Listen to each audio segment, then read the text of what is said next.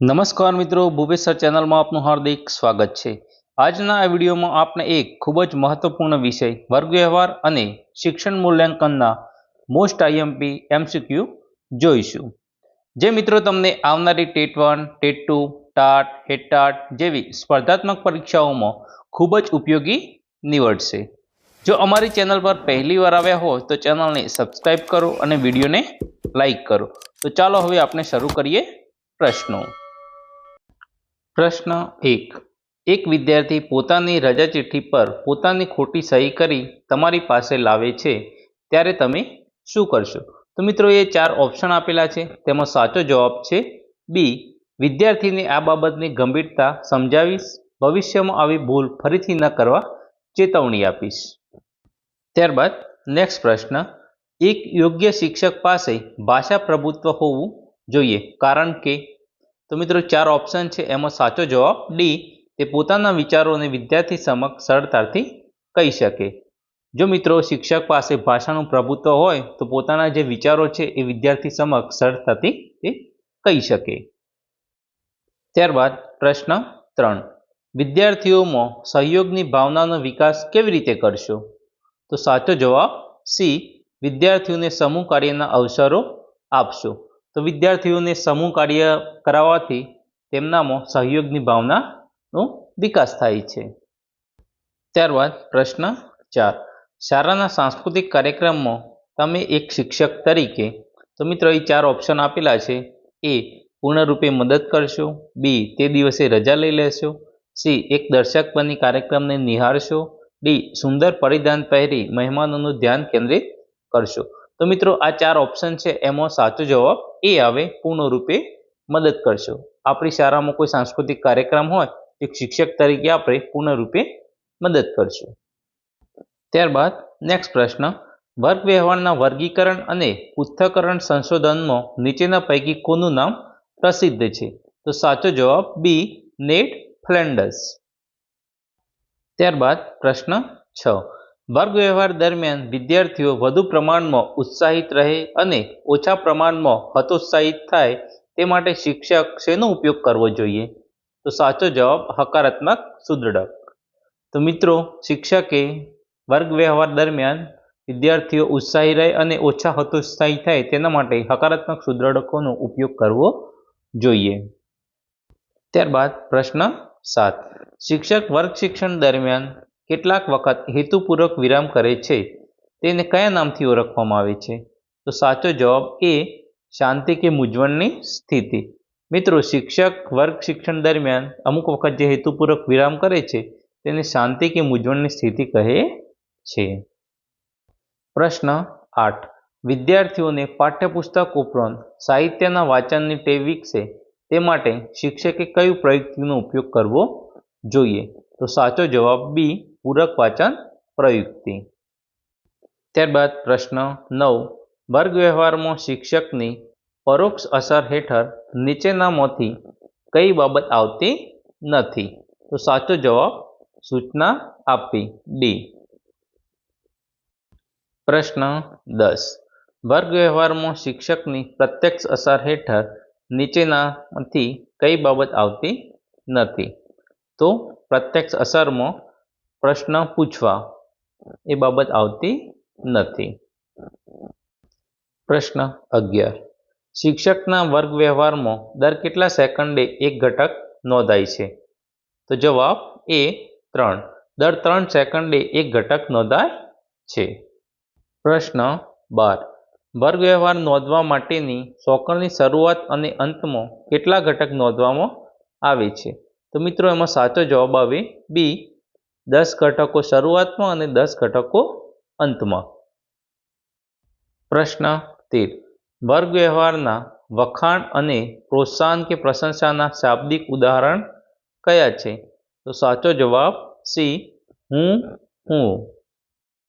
ત્યારબાદ નેક્સ્ટ પ્રશ્ન। નેડ ફ્લેન્ડર્સે સૂચવેલ વર્ગ વ્યવહાર વિશ્લેષણના ઘટકો કેટલા છે? તો સાચો જવાબ ડી 10। કેટલા ઘટકો છે? 10 ઘટકો છે। ત્યારબાદ પ્રશ્ન 15। નેડ ફ્લેન્ડર્સે આપેલા વર્ગ વ્યવહાર વિશ્લેષણના ઘટકોને કયા 3 ભાગોમાં વહેંચવામાં આવ્યા છે?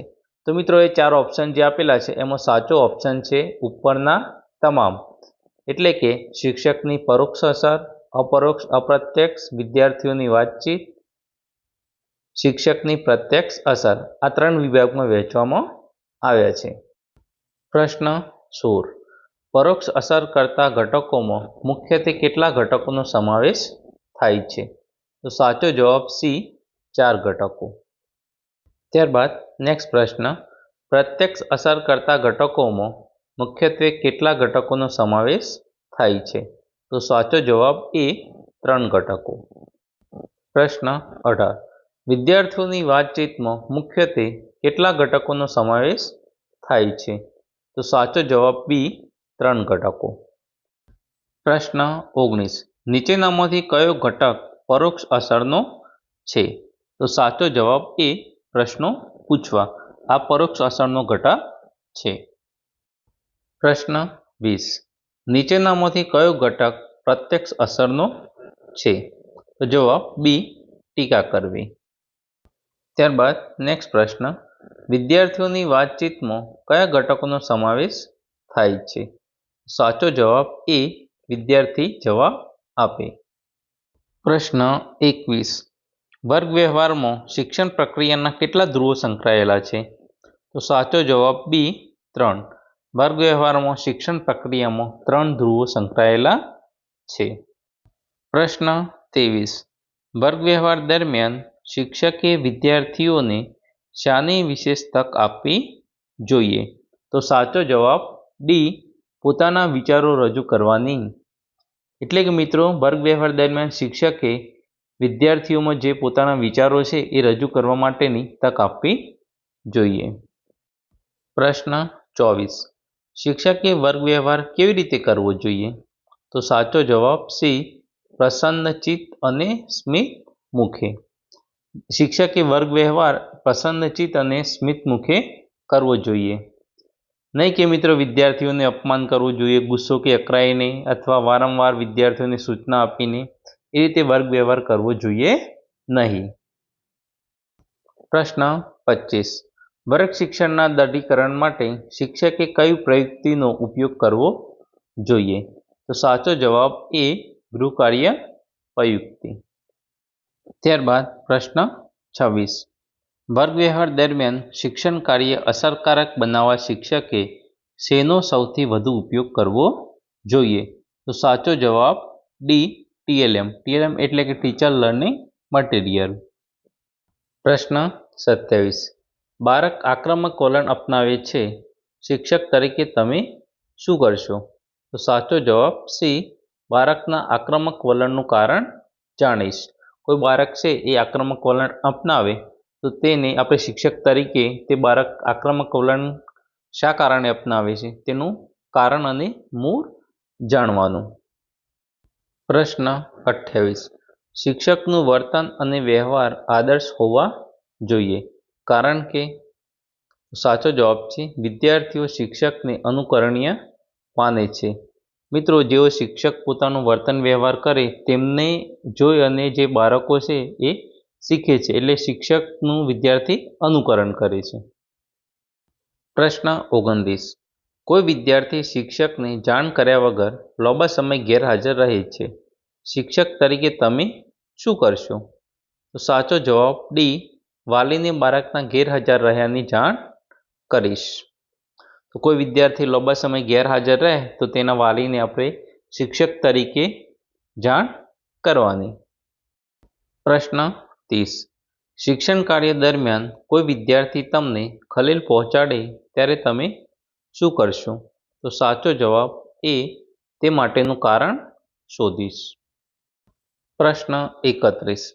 પ્રતિભાશાળી વિદ્યાર્થી પોતાની ક્ષમતા અનુસાર ઉત્તમ ઉપલબ્ધિ પ્રાપ્ત કરે એ માટે શિક્ષકે કઈ બાબત અપનાવવી ન જોઈએ? તો સાચો જવાબ બી, તેમાં સર્જનાત્મકતા વિકાસ માટે પડકાર આપવો. પ્રશ્ન 32. સારા શિક્ષક માટેનું અનિવાર્ય લક્ષણ કયું છે? સાચો જવાબ સી, વિષય વસ્તુની સંગીન જાણકારી. ત્યારબાદ નેક્સ્ટ પ્રશ્ન, વિદ્યાર્થીઓના વર્તન પરિવર્તન માટેનો શ્રેષ્ઠ ઉપાય છે? તો જવાબ સી પુરસ્કાર. વિદ્યાર્થીઓમાં વર્તન પરિવર્તન માટેનો શ્રેષ્ઠ ઉપાય પુરસ્કાર છે. પ્રશ્ન 34. ધોરણ 4માં ભણતી રેશમાને ભાગાકારની સંકલ્પના સમજાતી નથી. શિક્ષક તરીકે તમે શું કરશો? તો સાચો જવાબ ડી. ભાગાકાર એ પુનરાવર્તિત બાદબાકી છે તે સમજાવીશ. પ્રશ્ન 35. ધોરણ 1માં દાખલ થયેલ બાળકોને પ્રથમ માસ દરમિયાન કેવા અધ્યયન અનુભવ આપવા જોઈએ? તો સાચો જવાબ એ. સારા તત્પરતાની પ્રવૃત્તિઓ કરાવવી. તો ધોરણ 1માં સૌ પ્રથમ બાળક શાળામાં આવે ત્યારે તેને પ્રથમ માસમાં સારા તત્પરતાની એટલે શાળામાં આવવા માટે ઉત્સુકતા જાગે તેવી પ્રવૃત્તિ કરાવવી જોઈએ.